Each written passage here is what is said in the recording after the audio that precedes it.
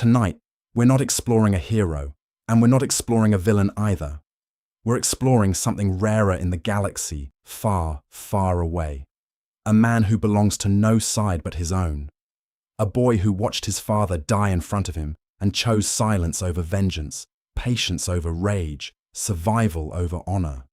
A clone who spent his entire existence being told he was a copy, an echo, a thing manufactured for a purpose he never chose, and who spent that same existence proving that a copy can become something entirely its own. This is the story of Boba Fett, bounty hunter, survivor, Daimyo of Tatooine, and one of the most quietly influential figures in the history of the Star Wars galaxy. Before the green and red armor, before the silence, before the legend that would eclipse nearly every other bounty hunter who ever lived, there was a boy named Boba, standing on a rain-soaked landing platform on the ocean world of Kamino, watching Jedi walk into his father's home. To understand the man, we have to go back to the beginning, back to the cloning facility, back to the man he called father, though the galaxy would only ever call him donor. This is the complete history of Boba Fett, and it begins, as so many great stories do, with a father's wish for his son. Let's descend into the mist of Kamino and begin at the source. The story of Boba Fett cannot be told without first understanding the story of Jango Fett, because everything Boba became, every choice he made, every scar he carries, traces back to a bargain struck in the rain on a planet made almost entirely of water. Jango Fett was, by the time the galaxy came calling, already considered one of the finest mercenaries alive. He was a Mandalorian foundling, a man who had fought in the Mandalorian civil wars, a man whose past was layered in secrecy and violence and survival. When the mysterious Sith Lord, known as Darth Tyrannus, secretly the fallen Jedi Count Dooku, approached him with an offer to become the genetic template for an entire army of soldiers, Jango did not simply accept payment in credits. He asked for something far more personal. He asked for an unaltered clone of himself, a son, unmodified by the accelerated aging and behavioral engineering that would be built into the millions of soldiers grown from his DNA. This request would come to define not just Jango's legacy, but the entire future of the character, who would eventually surpass him in fame. The Kaminoan cloners agreed, and so Boba Fett came into existence, not as a soldier in a vast army, not as a nameless trooper destined for the front lines of a war he had no say in, but as a son. He was given a code name during his earliest days, Alpha.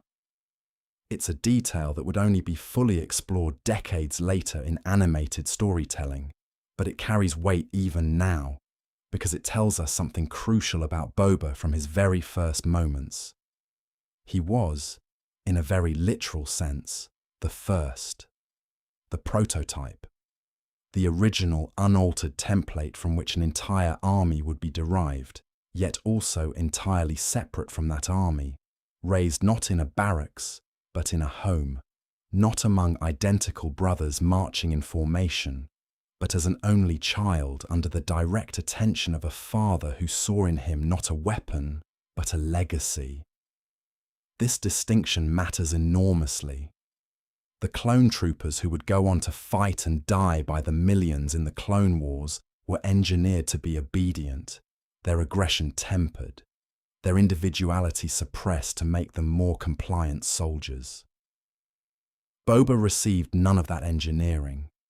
He grew thought and developed exactly as Jango would have, down to the same genetic blueprint, the same potential for skill and cunning and stubbornness. Where his brothers were shaped into soldiers by design, Boba was shaped into a bounty hunter by choice and by environment, by a father determined to pass down every scrap of knowledge he possessed. Kamino itself deserves a moment of attention here, because the world shaped Boba as much as his father did. It's a planet of endless grey ocean, stilt cities rising from the water on impossibly thin support structures, near constant rain drumming against transparent domes. It's a place of quiet, clinical efficiency, home to the Kaminoan species, tall and elegant and utterly dedicated to the science of cloning. For a young Boba, this was simply home. He grew up watching his own genetic brothers being grown in vast tanks, rows upon rows of identical infants and children aging at an accelerated rate, training in facilities built specifically to turn them into an army. It's a genuinely strange childhood to imagine. How does a boy process watching thousands of versions of himself, slightly younger, slightly older, marching through training exercises, learning to salute, learning to die on command? We don't have extensive canonical exploration of Boba's interior emotional life during this period, so we should be careful not to speculate too heavily here. But the environment itself is worth sitting with. It was a childhood built on the machinery of war, surrounded by his own reflection multiplied 1,000,000 times over, and yet set apart from all of it by his father's insistence that he was something different, something more. There's a particular strangeness to imagining daily life inside those grey towers. Somewhere in those same complexes, Kaminoan scientists in white robes moved between vats and monitors, calibrating the growth rates of an army that would soon be shipped off to a war most of its own soldiers didn't yet know was coming. Meanwhile, in private quarters set apart from the cloning wards, Jango Fett cooked meals, cleaned weapons, and told his son stories, not of grand galactic politics, but of survival, of contracts gone wrong and contracts gone right, of the kind of practical, hard-earned wisdom that no classroom or training simulator could teach. It's easy, looking back from a distance of decades, to romanticize this period as some kind of idyllic father-son bonding time, and there's probably truth in that. But it's worth remembering that this was also a childhood spent in near total isolation from any other children his own age, who weren't, in some fundamental sense, manufactured copies of the same man raising him. Whatever else Boba's early years were, they were not normal, not even by the wildly varied standards of a galaxy full of strange upbringings. Jango trained Boba personally and rigorously. By all accounts, the boy proved to be a remarkably capable student. He learned to handle weapons with precision. He learned starship piloting. He learned the value of patience, of reading a room, of understanding that violence was often a last resort rather than a first instinct, despite what his later reputation might suggest. Perhaps most importantly, Jango began instilling in his son a piece of identity that ran deeper than bounty hunting itself. Though Jango rarely spoke openly about it, and though the wider galaxy would spend decades believing him to be nothing more than a rogue mercenary who had somehow acquired a suit of distinctive armor, Jango was, in truth, a Mandalorian foundling with genuine roots in Mandalorian culture. He had fought in the Mandalorian civil wars. He carried the weight of that history and that identity, even as he operated largely outside organized Mandalorian society. This inheritance, this connection to a warrior culture built on codes of honor, resilience, and clan loyalty, would eventually pass down to Boba as well, even if the younger Fett would spend much of his life estranged from any formal Mandalorian community. For years, the wider galaxy misunderstood this inheritance entirely. Officials on Mandalore itself, when questioned about Jango decades later, dismissively described him as nothing more than a common bounty hunter who had somehow gotten his hands on Mandalorian armor, denying any legitimate connection to their culture or history. It would take the return of an aged Boba Fett, decades after his father's death, to finally set the record straight. revealing that his father's armor carried an embedded chain code, a kind of genetic and cultural signature woven into its very design, proving beyond doubt that Jango had indeed been a true foundling of Mandalore, trained in their ways, blooded in their civil wars. This revelation reshaped not just how the galaxy understood Jango, but how it understood the entire lineage that Boba represented. He wasn't simply the clone of a talented mercenary. He was the inheritor, however unconventional his claim, of a warrior tradition stretching back generations before his own manufactured birth. The peace of this arrangement, father and son on Kamino, could not last, because galactic events were already moving toward war. The Confederacy of Independent Systems was rising in opposition to the Galactic Republic. Political assassination attempts were being made against key senators, and in the year, designated as 22 years before the Battle of Yavin, Jango Fett was hired for a mission that would ultimately set in motion the chain of events leading to his death and Boba's transformation from son to orphan. The mission was an assassination attempt against Senator Padme Amidala, a vocal opponent of military escalation. Jango and his associate, the shape-shifting assassin Zam Wesell, failed in this attempt, and the trail of evidence eventually led a young Jedi Knight named Obi-Wan Kenobi to Kamino itself, tracking a mysterious dart used in the assassination attempt back to its source. What Kenobi discovered there would reshape the galaxy. An entire clone army, grown in secret, ready and waiting for a war that had not yet officially begun. And there, in the middle of it all, was Jango Fett and his son Boba, who greeted the arriving Jedi with the kind of watchful suspicion that would come to define his adult demeanor. We should pause on this moment, because it's genuinely one of the more quietly poignant scenes in the character's history. A young boy meeting the man who would eventually be responsible for his father's death, having no idea yet what was coming. Kenobi and Jango engaged in careful, guarded conversation, each testing the other, neither fully revealing their hand. Boba stood nearby, watching, absorbing every detail the way his father had trained him to.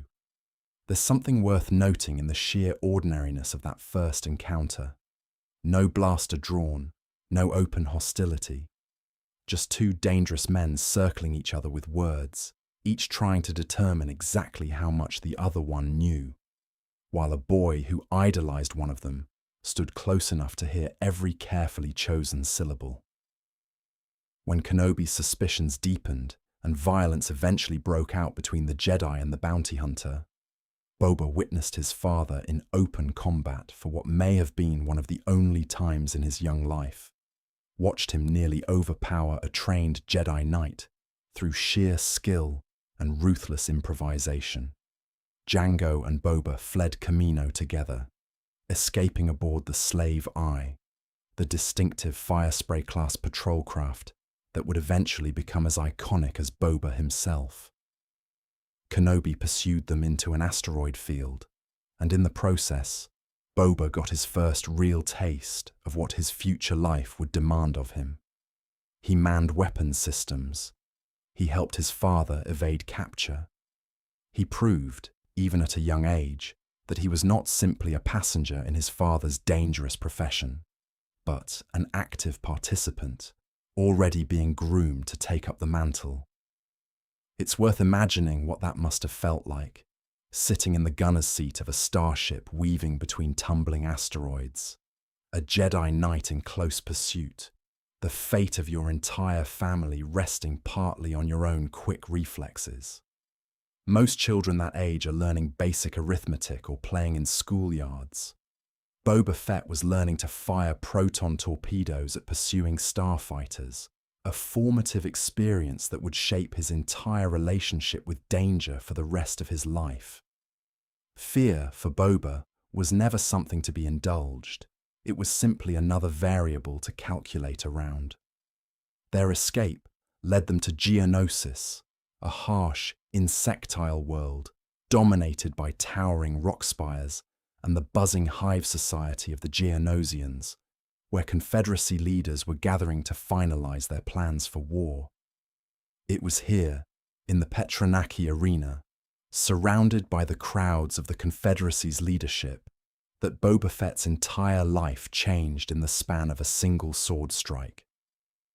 The Battle of Geonosis was one of the defining conflicts of the entire Star Wars saga, the opening engagement of the Clone Wars, a chaotic clash between droid armies and the newly revealed clone troopers, with Jedi fighting in open combat on a scale rarely seen. Jango Fett fought as part of this battle, his skill and reputation putting him directly in the path of Jedi Master Mace Windu. In the arena, amid the chaos, Windu confronted Jango directly, and in a brief, brutal exchange, beheaded him with a single strike of his lightsaber. Boba Fett witnessed this. He watched his father, the most important figure in his entire existence, the man who had raised him, trained him, and given him purpose, die in an instant of violence he could do nothing to prevent. In the aftermath, as the battle raged on around him, young Boba retrieved his father's helmet from the dust of the arena floor. He held it.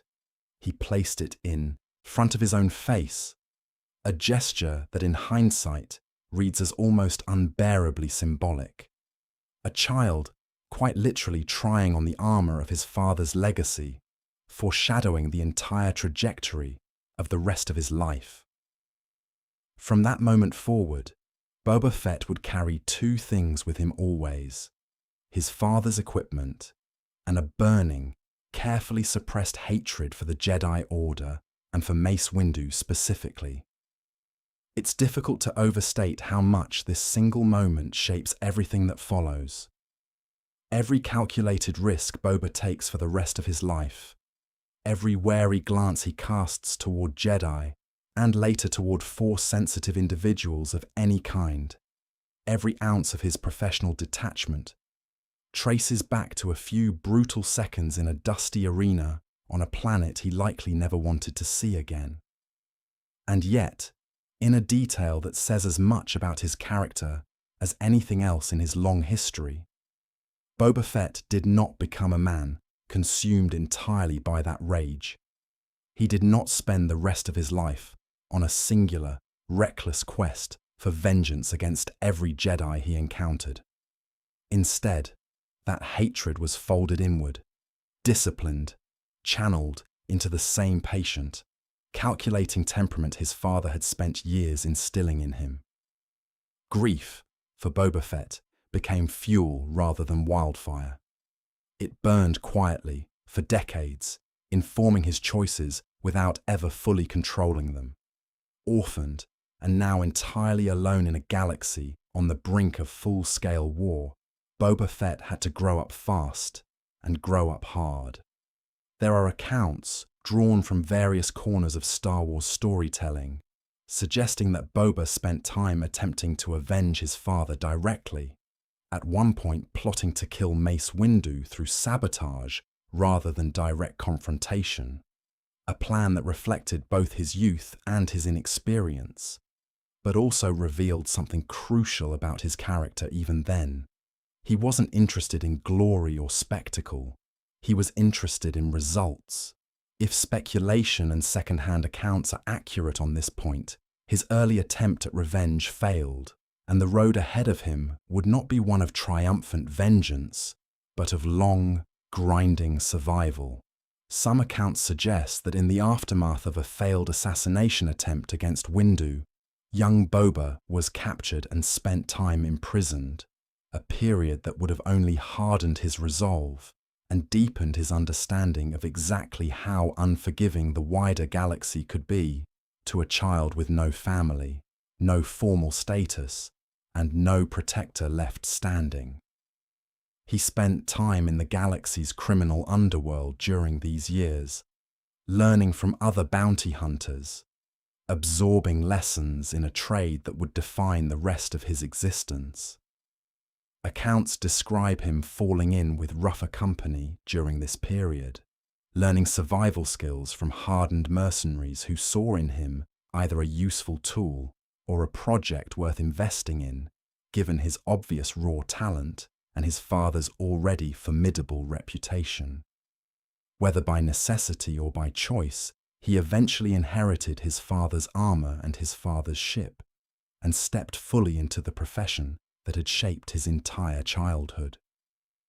He repainted the Mandalorian armor that had once belonged to Jango, giving it the distinctive green coloring, layered with red and orange accents and dented, weathered battle damage that would become one of the most recognizable silhouettes in all of science fiction. He reclaimed the Slave One as his own vessel, and he began building a reputation.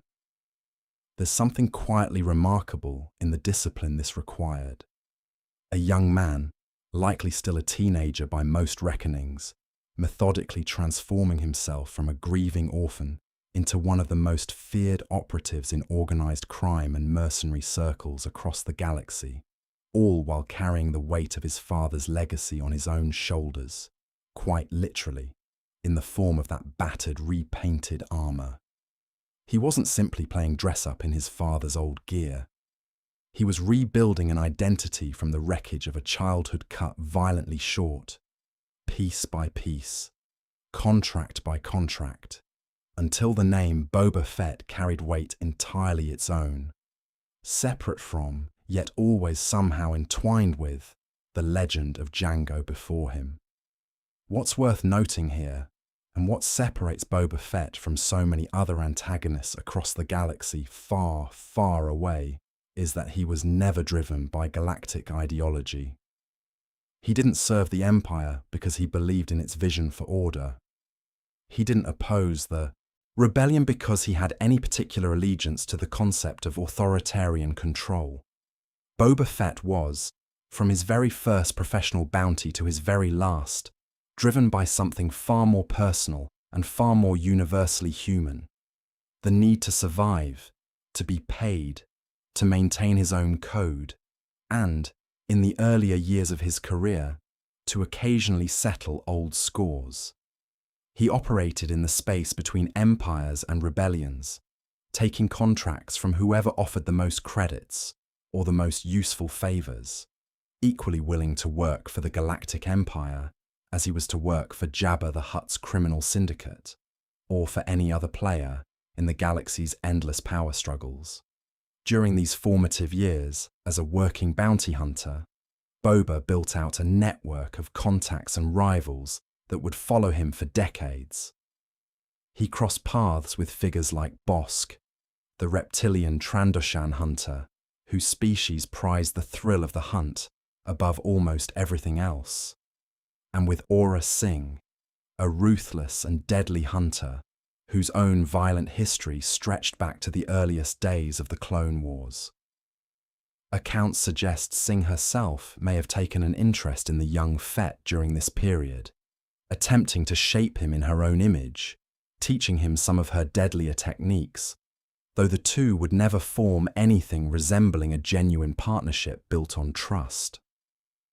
Boba absorbed what was useful from every mentor and rival who crossed his path, discarding the rest, always circling back to the foundational lessons his father had instilled in him during those quieter years on Kamino. It's worth spending a little more time on this constellation of rivals and colleagues, because the bounty hunting profession Boba Fett inhabited was never simply a solitary one, despite his own reputation for working alone. It was a small, insular community, a handful of galaxy-renowned names, who crossed paths again and again across decades of contracts, sometimes as competitors, sometimes as reluctant collaborators. Bosk, in particular, would remain a recurring presence throughout Fett's career, the two hunters sharing a professional respect built on repeated encounters rather than any real warmth, each recognizing in the other a level of competence rare even among their small, dangerous fraternity. Dengar, a heavily scarred human hunter with a long and bitter grudge against Han Solo, dating back to a pod racing accident years earlier, would likewise cross paths with Fett multiple times, their rivalry never quite curdling into open hostility, held together by the same unspoken code that seemed to govern relationships between the galaxy's most successful hunters. Business first, grudges second. Even IG-88, the unsettling assassin droid built for nothing but efficient killing, and the insectile duo of Zuckuss and Forlum, whose empathic and technological tracking abilities made them uniquely effective trackers despite lacking Fett's raw combat prowess, occupied this same small orbit of elite operators that Vader would eventually assemble for the hunt over the Millennium Falcon. Among this entire assembled group of the galaxy's most feared hunters, it was Boba Fett, and Boba Fett alone, who actually delivered results, a detail that cemented his reputation as first among equals within a profession that measured worth purely in successful outcomes. By the time the galaxy reaches the era most audiences know best, the era of the original trilogy, Boba Fett has become something close to mythic among those who move in criminal and mercenary circles. He is spoken of in hushed, respectful tones. He is feared not because he is the most powerful being in the galaxy. He possesses no force sensitivity, no lightsaber, no supernatural ability, but because he is relentlessly, terrifyingly competent. He does not miss. He does not give up. He does not negotiate once a contract has been accepted. In a galaxy full of Jedi and Sith wielding cosmic power, Boba Fett represents something almost refreshingly grounded. A man who succeeds purely through skill, preparation, technology, and sheer force of will. His equipment during this era deserves its own moment of appreciation, because so much of his mythic reputation is tied directly to the tools he carried. The armor itself, forged from Mandalorian alloys, offered protection far beyond conventional military gear, capable of shrugging off blaster fire that would kill an unprotected target instantly. Built into his gauntlets and equipment were an arsenal of concealed weapons, a wrist-mounted flamethrower capable of incinerating enemies at close range, a grappling line launcher allowing him to scale structures or ensnare targets from a distance, concealed dart launchers, and a jetpack granting him mobility that few other ground-based combatants in the galaxy could match. His ship, the Slave One, was similarly formidable, a Firespray-class patrol and attack craft bristling with weaponry and equipped with a rotating cockpit design that allowed it to transition seamlessly between atmospheric flight and space combat orientation. Every piece of this arsenal had originally belonged to Jango, inherited rather than acquired. Yet Boba wielded it all with a mastery that quickly eclipsed even his father's considerable reputation. It's during this era that Boba Fett receives one of his most consequential assignments, one that would tie his fate directly to some of the galaxy's most significant historical figures. Darth Vader, acting on behalf of the Galactic Empire, recruits a group of bounty hunters to track down the Millennium Falcon and the rebel fugitives aboard it. Among this group of hunters, which included dangerous figures like the reptilian Bosk, the cybernetic assassin Dengar, the enigmatic Zuckuss and Forlom, and the deadly IG-88, only one proved successful in the endeavour: Boba Fett. Han Solo, ever the gambler, had attempted a characteristically bold manoeuvre to shake pursuit, docking the Millennium Falcon directly onto the hull of an Imperial Star Destroyer to avoid detection, then detaching when the larger ship ejected its garbage prior to making the jump to hyperspace, hiding the Falcon amid the refuse. It was a clever trick, the kind of improvised brilliance that had kept Solo alive through countless close calls. But Boba Fett had anticipated exactly this kind of maneuver.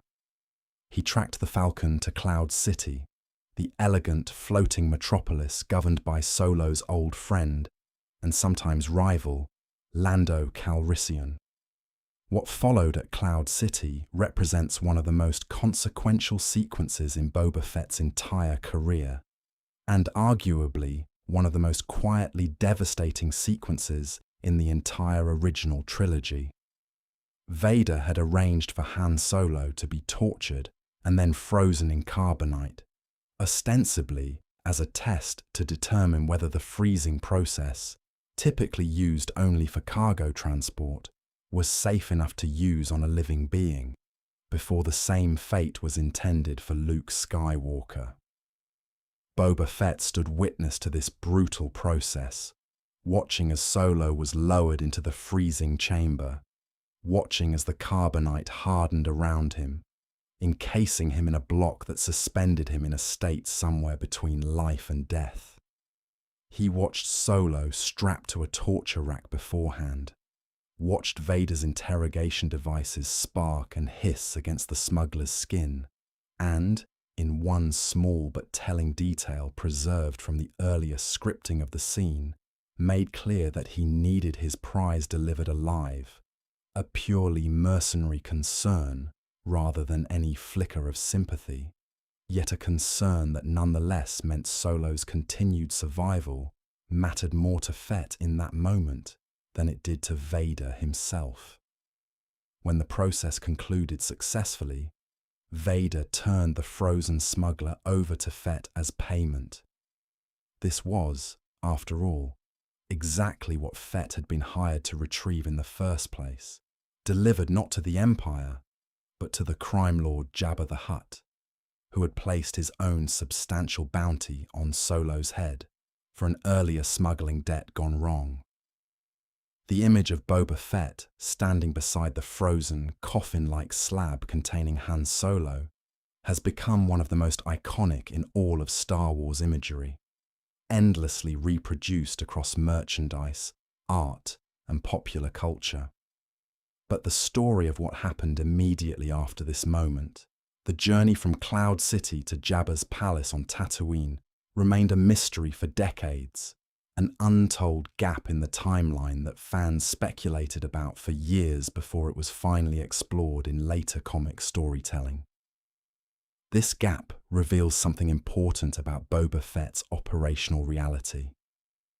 Even for the galaxy's most feared bounty hunter, nothing ever goes cleanly according to plan. According to that later storytelling, Boba's journey with his frozen cargo was anything but smooth. Almost immediately after departing Cloud City, he contacted Jabba's palace to confirm that his prize was secured and en route. But during transport, he discovered troubling discoloration forming across Solo's frozen hands and face, a warning sign that the carbonite matrix housing his bounty had become unstable, likely due to the freezing process never having been intended for living cargo in the first place. Threatened with the possibility of losing his prize entirely before he could collect payment, Fett diverted course to the lawless moon of Nar Shaddaa, seeking out a resourceful contact known as Doc Reagan, one of the few individuals in the galaxy with the specialized knowledge to stabilize a compromised carbonite freeze. Reagan confirmed the severity of the problem, but demanded payment up front, a complication Fett could not immediately satisfy, given that his own payment depended entirely on successfully delivering Solo in the first place. The two settled on an alternative arrangement. Reagan offered to waive the fee in exchange for a favor, killing a formidable arena fighter named Werman Lichter, a spider-limbed combatant who had cost Reagan dearly in a prior gambling wager gone wrong. Ever pragmatic when a deal needed closing, Fett agreed, entering the brutal gladiatorial circuit of the Narkanji arena under a disguised identity, adopting the name Jango as his cover, a quiet private tribute to the father whose death in almost identical circumstances, an arena, a crowd, a fight to the death, had defined the entire trajectory of his life. It's a small detail, easily missed, but one loaded with meaning. Here was Boba Fett, decades removed from watching his father die in an arena, willingly stepping into another arena himself, wearing his father's name like a second layer of armor, determined to survive where Jango had not.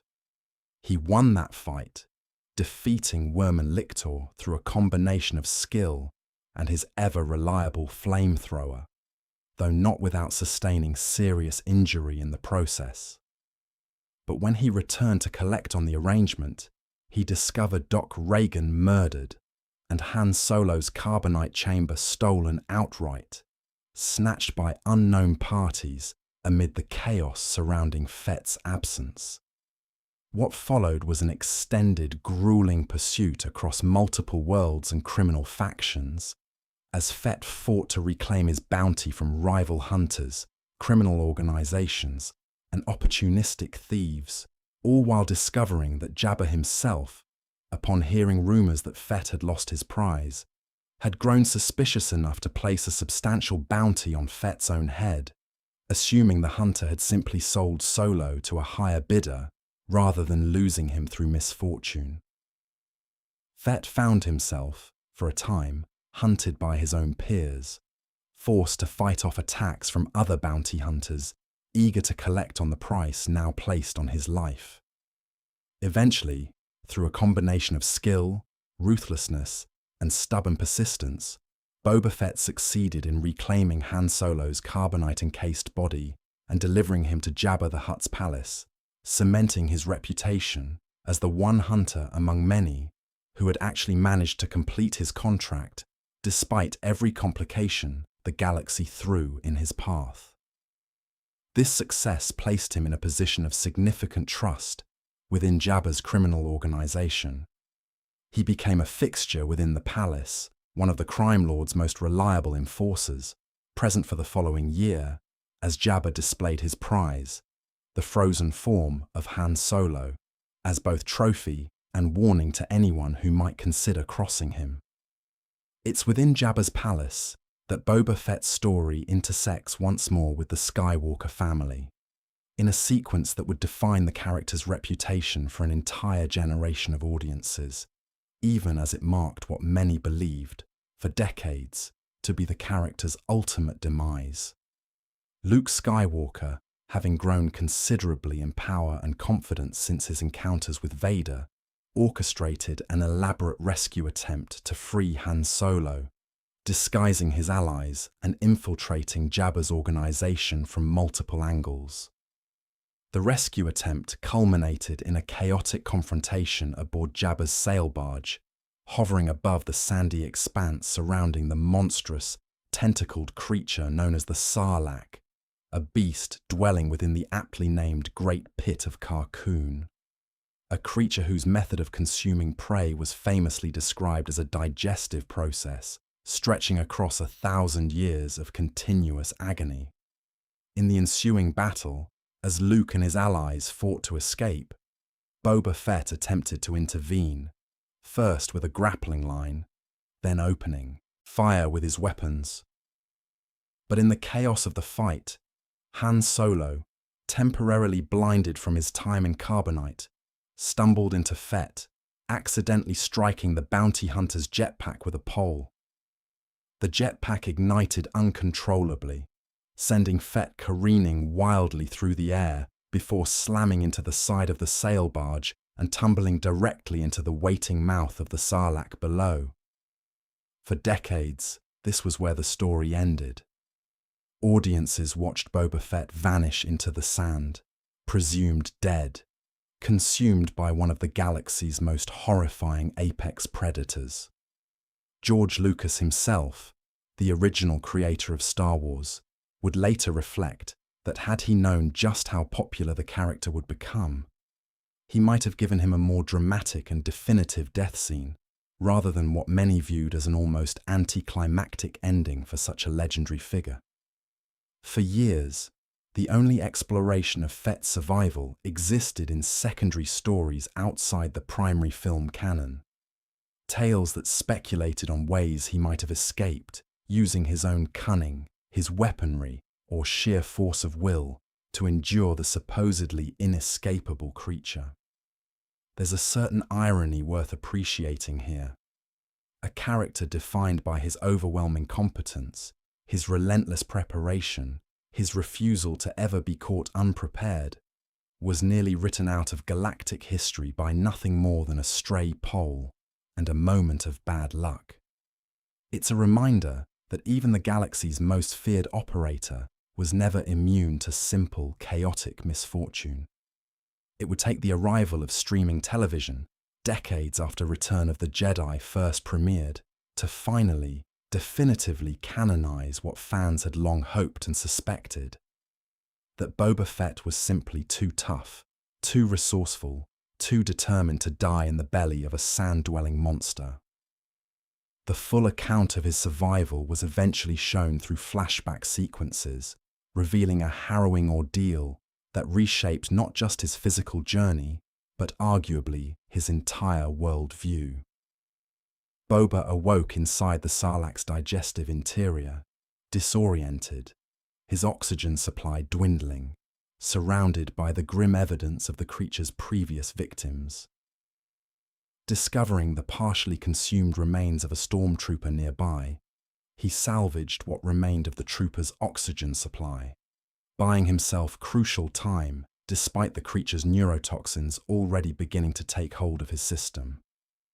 Then, drawing on both raw determination and his own advanced weaponry, he ignited a flamethrower built into his gauntlet and began burning and clawing his way through the creature's innards, forcing a path upward through flesh and sand alike until he finally broke the surface, emerging battered, scorched, and barely alive beside the smoking wreckage of Jabba's destroyed sail barge, the wrecked hulk lying nearby like the carcass of some slain mythical beast, an appropriately grim tableau for a man who had just clawed his own way back from the edge of oblivion.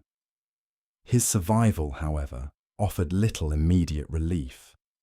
Weakened and nearly unconscious, he was soon discovered by a passing group of scavenging Jawas, who stripped him of his valuable Mandalorian armor while he lay too depleted to resist, clubbing him back into unconsciousness when he briefly stirred during the theft, evidently assuming they had simply finished off an already dying man.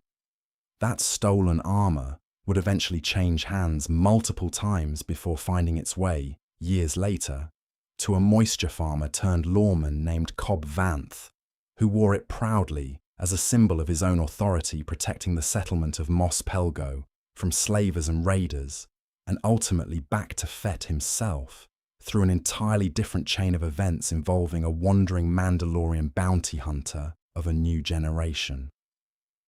Left in the unforgiving Tatooine desert, stripped of his armor and his weapons, reduced to nothing more than a battered man in a tattered jumpsuit, Boba Fett was found next by a clan of Tusken Raiders, the notoriously insular and often hostile native inhabitants of Tatooine's deep desert regions. Initially, his treatment at their hands was brutal. He was captured, restrained, dragged behind their bantha caravan, tied up within their encampment, and treated with open hostility and violence, his exposed skin blistering under the punishing desert sun. When he attempted escape, having managed to knock out one of the tribe's massif guard beasts and slip his bonds, the Tuskens beat him and returned him to captivity, seemingly resigned to treating him as nothing more than a prisoner or a curiosity. During this same escape attempt, he encountered a captured Rodian prisoner held by the same tribe, and rather than abandoning the other captive to save himself, made the choice to try to help him, an act of decency that ultimately backfired when the Rodian, in a moment of self-preserving betrayal, alerted the Tuskens to Fett's escape rather than joining him. But something shifted over time. Whether through patience, resilience, or simple survival instinct, Boba Fett began to earn small measures of respect from his captors. He was put to work alongside that same Rhodian prisoner, forced to dig through the sand in search of water-bearing fruit essential to the tribe's survival in the harsh desert environment.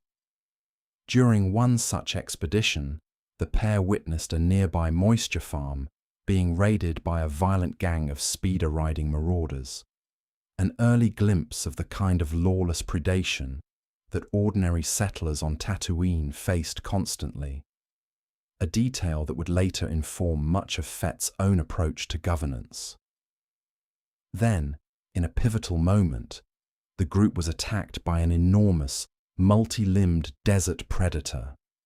The Rhodian prisoner was killed in the assault, but Boba, drawing on reserves of strength and combat instinct that had never truly left him despite his weakened state, fought and killed the creature, saving in the process a young Tusken who had previously bullied and tormented him during his captivity. This act of protection marked a genuine turning point in his relationship with the tribe. The child ran back to the encampment carrying the slain monster's severed head as proof of what had happened, and one of the tribe's elders offered Fett a drink of water, a simple gesture carrying enormous cultural weight among a people notoriously guarded against outsiders. Slowly, Boba Fett began to be integrated into Tusken society, not as a prisoner, but as something closer to an adopted member of the community. This period of his life, living among the Tusken Raiders, learning their customs, their fighting techniques, their weaponry, represents one of the most quietly transformative stretches in his entire history. This is where he learned to wield the gaffy stick, the traditional Tusken weapon that would become a notable part of his combat repertoire in later years. This is very likely where the seeds of his eventual philosophy as a leader were planted, an approach favoring earned respect over imposed fear, a stark contrast to the methods employed by the crime lords and imperial officers he had spent his earlier career working alongside. It's worth pausing here to consider just how significant this reversal is for a character introduced to audiences decades earlier purely as a silent, faceless instrument of intimidation. The same man who once stood wordlessly beside Darth Vader, letting his reputation alone communicate menace, spent years learning an entirely different lesson from a desert-dwelling people the wider galaxy dismissed as savage, that genuine loyalty cannot be extracted through fear alone, that it must be earned through shared hardship, protection, and demonstrated commitment to a community's well-being. He accompanied the tribe on reconnaissance expeditions, learned to track and hunt using techniques passed down through generations of Tusken tradition, and gradually stopped thinking of himself purely as a captive, waiting for the first opportunity to escape, and started thinking of the tribe as something worth protecting in its own right. Tragedy would eventually strike this new community as well, though the full details of exactly what befell the Tusken clan that adopted him remain somewhat fragmented across different accounts.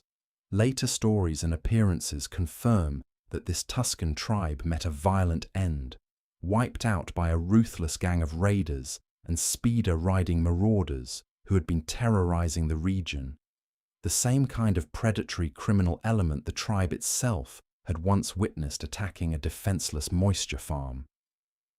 This forced Boba once again into a position of profound loss, watching another family, another found sense of belonging, taken from him by senseless violence.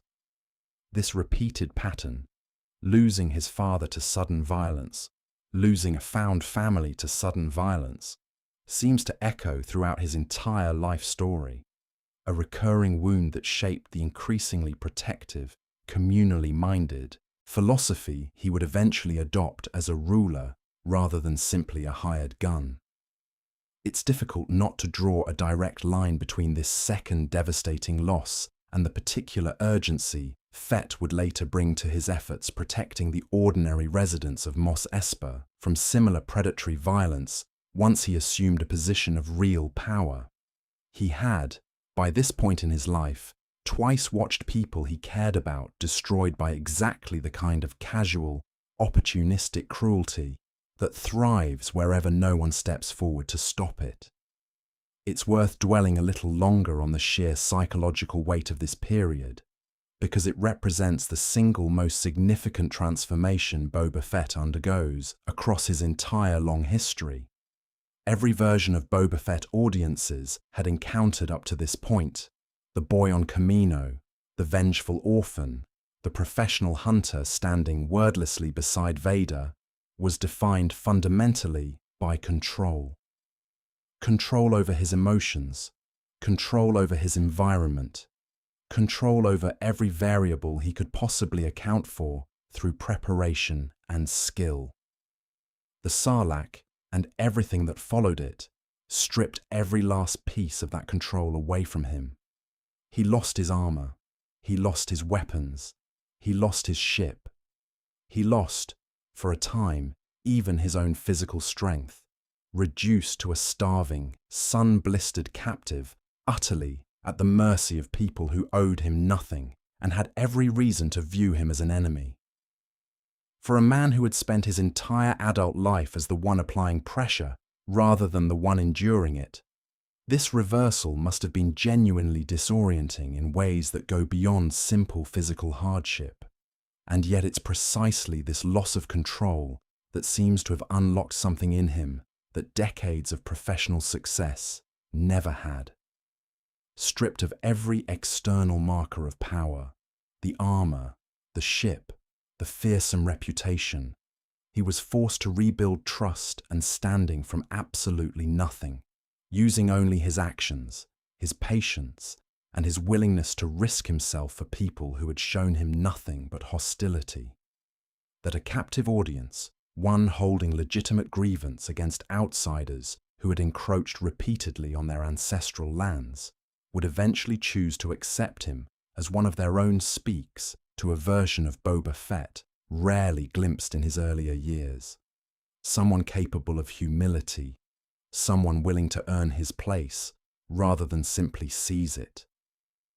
The gaffy stick he carries in every subsequent appearance isn't merely a weapon he picked up along the way.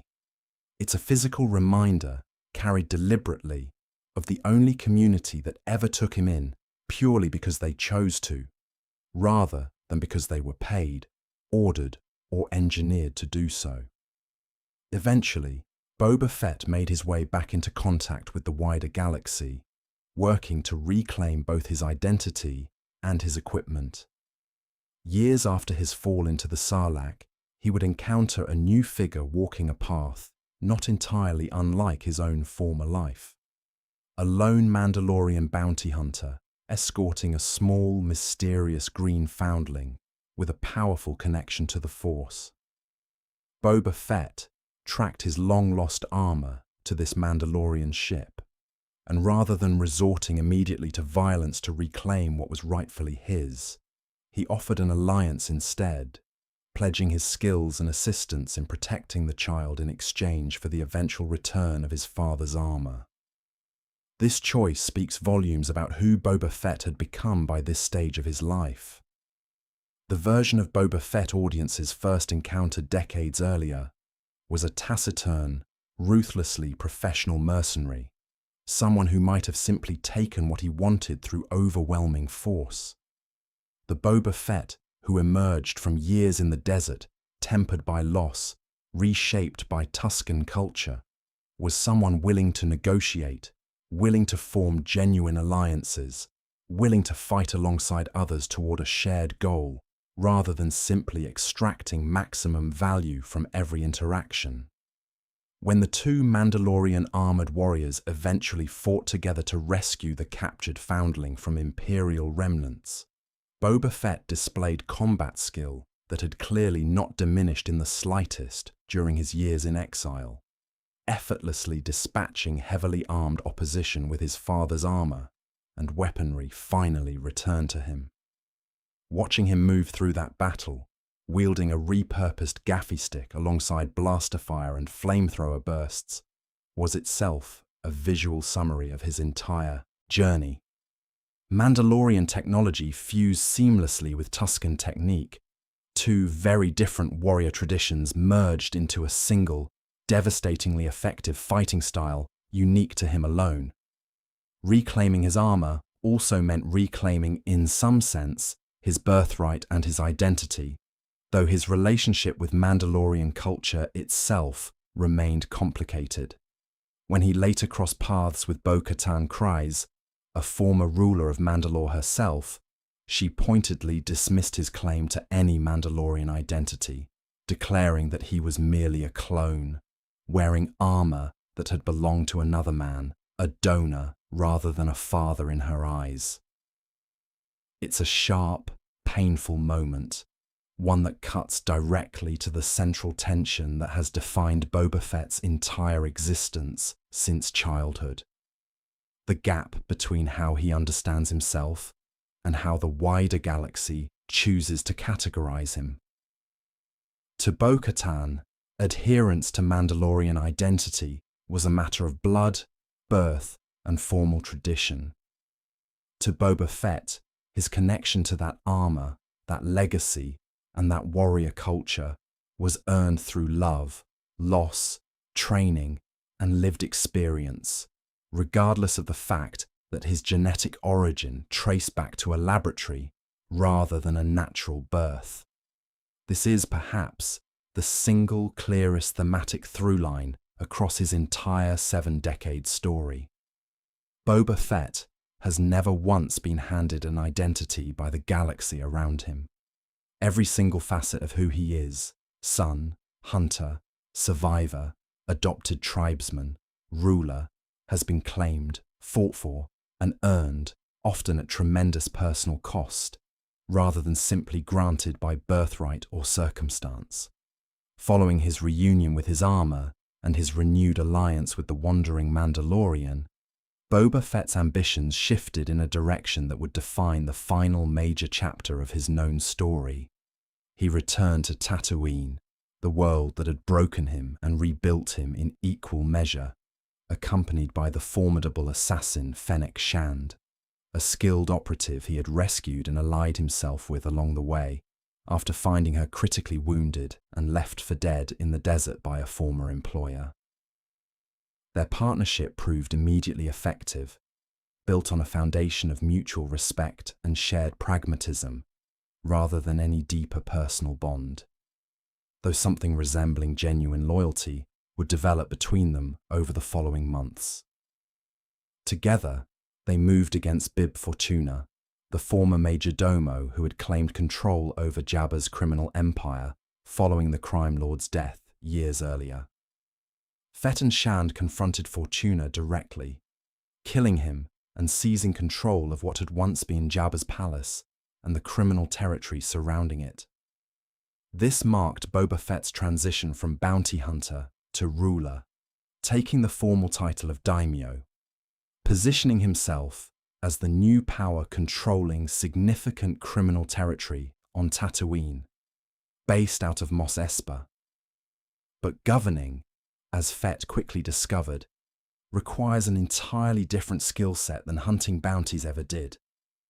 Where his entire career had been built on operating alone, relying on his own competence and his own judgment, ruling required him to build alliances, earn loyalty, and navigate the complex, often treacherous politics of criminal territory, long dominated by entrenched families and organizations who had no particular interest in bowing to a newcomer, however feared his reputation might be.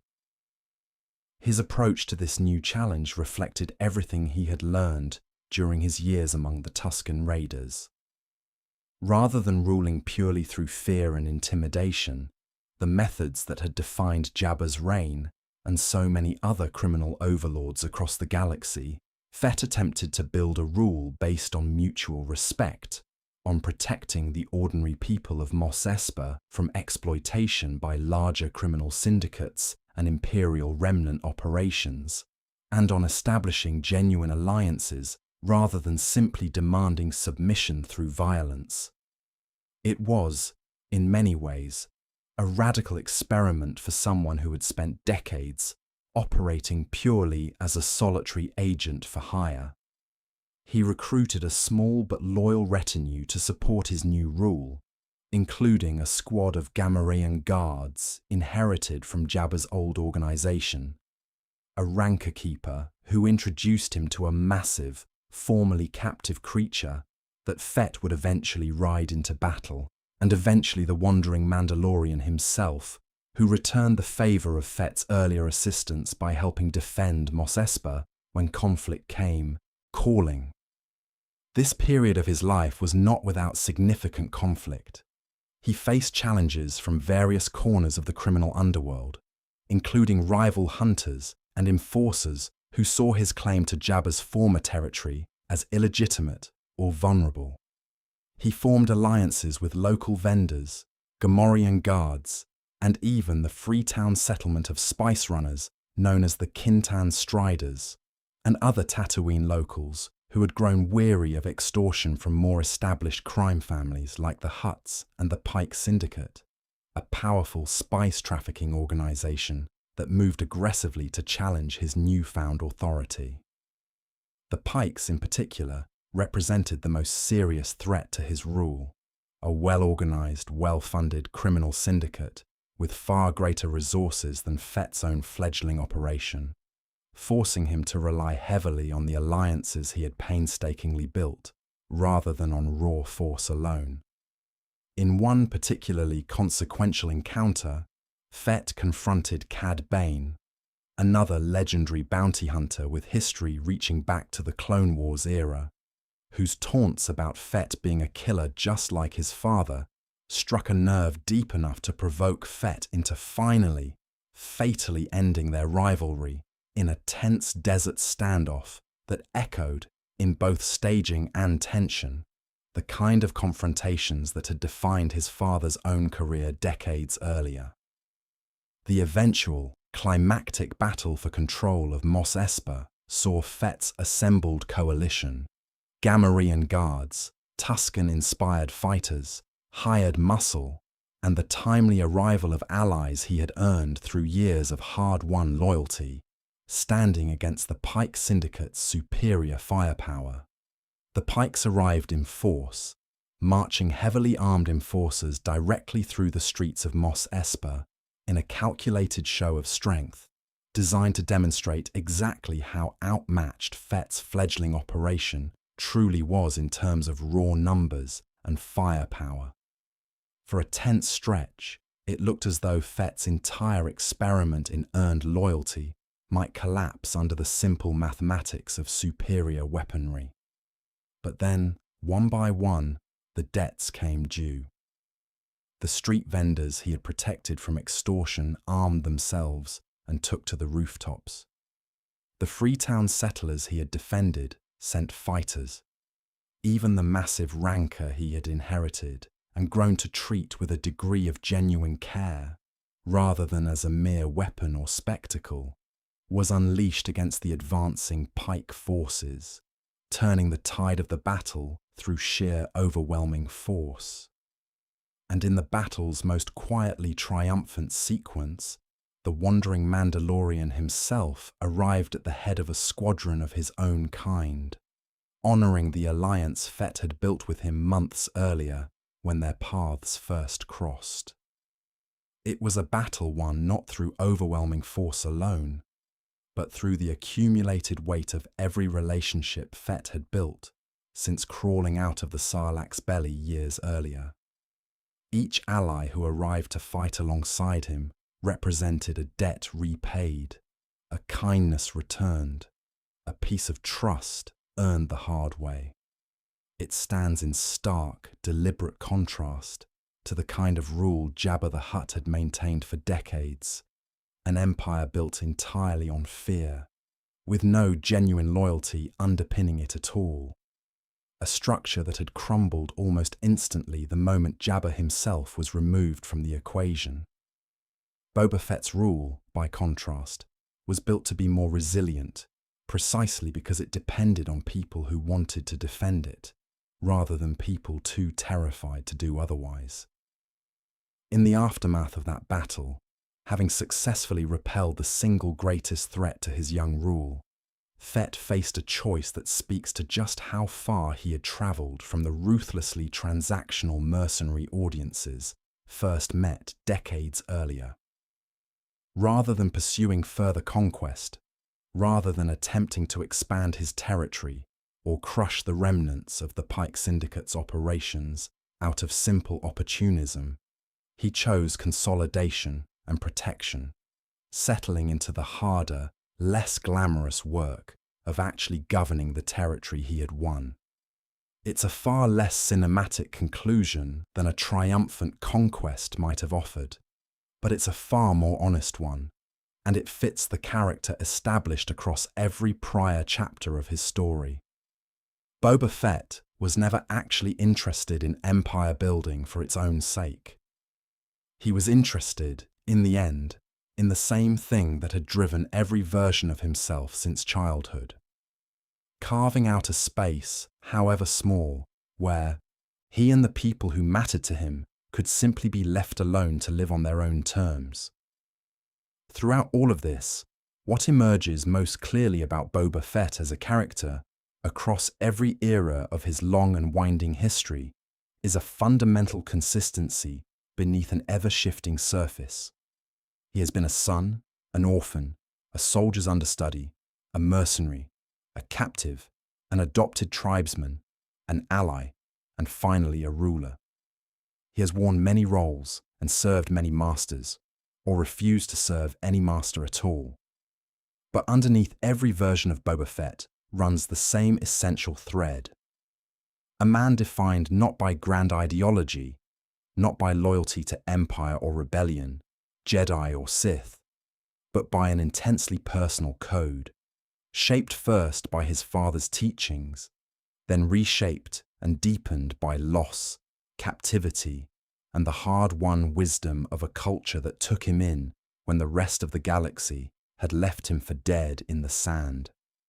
It's worth reflecting, too, on what makes Boba Fett such an enduringly compelling figure in the broader landscape of science fiction and fantasy storytelling, especially given how remarkably little dialogue and screen time the character actually received across the original trilogy that first made him famous. In The Empire Strikes Back, he speaks only a handful of lines. In Return of the Jedi, he barely speaks at all before his apparent demise. And yet from these fragments, audiences constructed an entire mythology around him, drawn to the mystery of the face hidden behind that battle-worn helmet, drawn to the quiet confidence of a man who never needed to raise his voice to command a room, drawn to the simple, undeniable fact that in a galaxy full of characters wielding lightsabers and commanding starships and controlling the very fabric of the Force itself, here was someone who succeeded purely on skill, preparation, and sheer force of will. This is, in many ways, the essence of his appeal. Boba Fett represents competence without cosmic power. He represents survival without dependence on destiny or prophecy. Where Luke Skywalker's journey is fundamentally about embracing a grand, mystical purpose written into the fabric of the galaxy itself, Boba Fett's journey is about something far more grounded and, in many ways, far more relatable. It's about a person shaped by early trauma, forced into a violent and unforgiving profession, who spends decades operating purely on self-interest and professional detachment, only to gradually rediscover, through loss and hardship and unexpected kindness from people who owed him nothing, the value of community, loyalty, and earned trust. There's also something worth saying about the sheer novelty of his continued cultural presence across multiple generations of Star Wars storytelling.